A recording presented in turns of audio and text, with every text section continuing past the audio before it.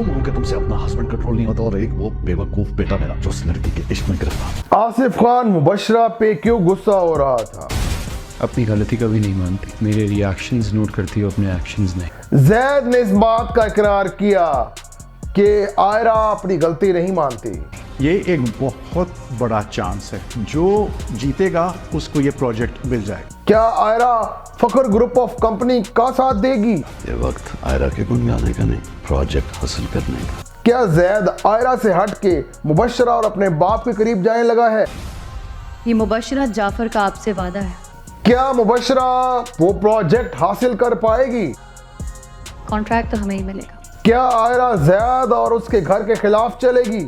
अगले आने वाले एपिसोड में क्या होगा जानिए सारे एपिसोड की कहानी, वो भी मेरी जुबानी। हेलो गाइस, कैसे उम्मीद करता हूँ सब ठीक ठाक होंगे, कुछ होंगे, सेटफेट होंगे। तो आज हम बात करेंगे ड्रामा सीरियल मैं के नेक्स्ट एपिसोड के बारे में। और अब मैं ड्रामा जो है वो एक भूल भुलैया सा बन गया है कि कहाँ पर एक मोहब्बत का एलिमेंट था जैद और आयरा का, और आज आयरा ने उस कंपनी को ज्वाइन कर लिया जो उसके हस्बैंड और उसके ससुर के बिल्कुल खिलाफ हैं, उनका कंपटीटर हैं।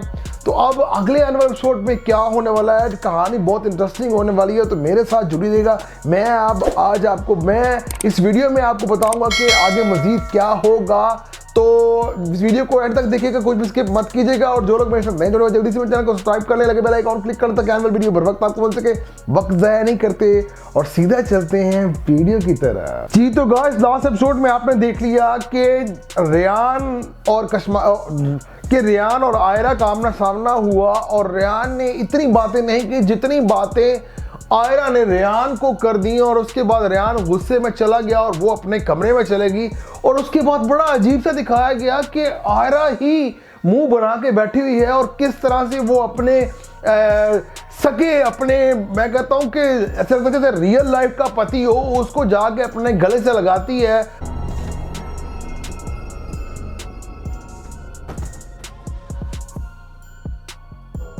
अपनी बाहों में ले लेती है और कहती है कि आप कहाँ थे, इतना इंतजार किया, मुझे अकेला छोड़ के आप कहाँ चले गए थे, मुझे तो डर लग रहा था, मुझे अपनी बाहों में ले लो, मुझे अपना कर लो, मैं तुम्हारे बिना नहीं रह सकती। कोई इस तरह का फिल्मी एक सीन चला, और बाहों में बाहें डालकर फिर उसे कहती कि वो कहता हुआ क्या है, हौसला रख, और मेरा ब्याह है, ऐसा तो नहीं है, ड्रामा चल रहा है, और मेरी बुढ़ी देखेगी, मैनू की कहेगी, इधर आ बात सुन, बैठ मेरे साथ, मुझे बता आखिर मामला क्या है।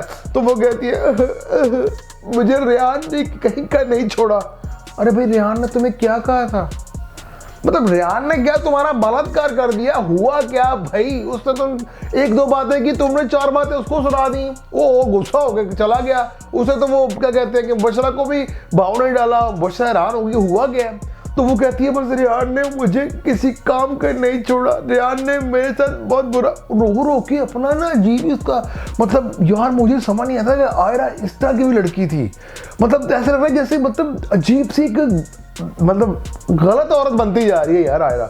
तो वो ना अब उस पर इल्जाम लगाती है। अब तो वहीं पर ड्रामा खत्म हो जाता है। अब ड्रामे अगले एपिसोड में क्या होगा ये दिखाया जाएगा कि जैद जाके मुबशरा से बात करता है कि ये क्या बात है, वो इस तरह से परेशान बैठी है।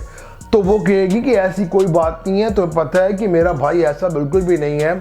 वो रियान से बात करेगा, या हो सकता है वो कॉल में बात करे, या हो सकता है वो बशरा रियान से बात करे, एंड देन उसके बाद रियान कहे भाई ऐसी बात नहीं, बल्कि उल्टा वो मुझे इस तरह से भला भला कहती रही है। तो वो अब जब वो फिर वापस आएगा, वो आके इससे बात करेगा क्या कहते हैं कि आयरा से, और उसे कहेगा कि देखो वो तो कह रहा था कि इस तरह से।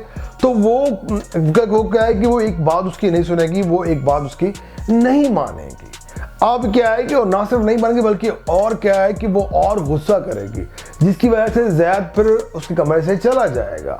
अब जैद और आयरा के दरमियान का जो ताल्लुक था ना किसी ज़माने में लैला मजनू वाला, तो अब वो क्या है कि वो कम होता जा रहा है, वो नफरत में बदलती जाएगी।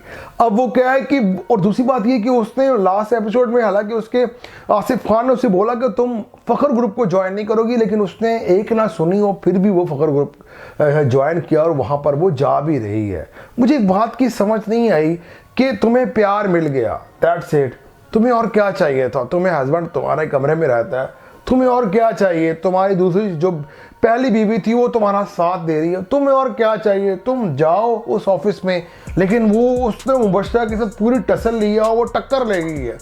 अब क्या है कि अगले एपिसोड में क्या होता है कि दिखाया जाएगा कि जो आसिफ खान है वो बहुत गुस्से में है, बहुत परेशान है, क्योंकि ये सारी बात जो सिनारियो है वो आसिफ खान को पता चल गया है और वो आसिफ खान उसे कहता है कि ऐसा कभी भी रियान नहीं कर सकता।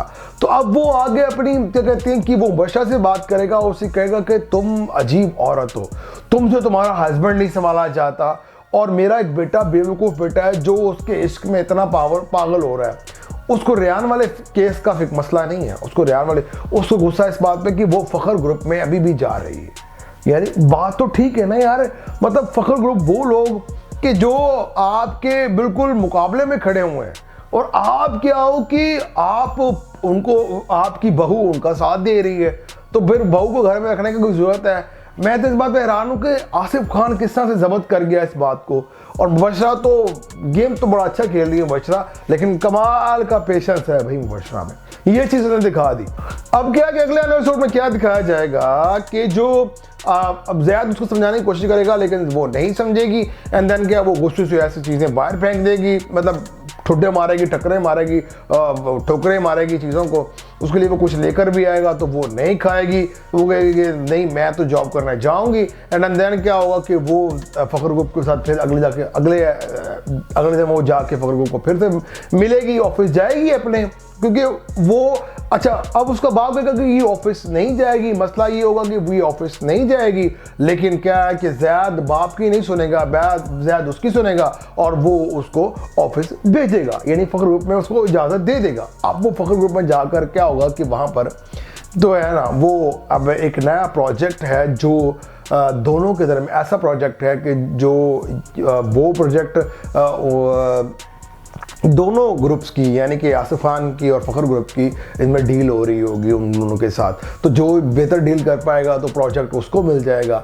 अब कहानी में ट्विस्ट तब आएगा जब इस बात का जिक्र करेगा आसिफ खान मुबशरा और ज़ैद के सामने और उसे कहेगा कि इस वक्त हमें आयरा के गुण गाने की कोई ज़रूरत नहीं है, बल्कि हमें प्रोजेक्ट की तरफ तवज्जो देनी चाहिए। अब क्वेश्चन मार्क ये कि ये प्रोजेक्ट जो है ये अब वो दूसरी तरफ से फखर ग्रुप जो है वो बात कर रहा होगा अपना क्या नाम है आयरा से, और उससे कहेगा कि ये हमारी जीत होगी और हम विन कर जाएंगे और तुम जीत जाओगे अगर तुम ये प्रोजेक्ट हासिल कर लेती हो।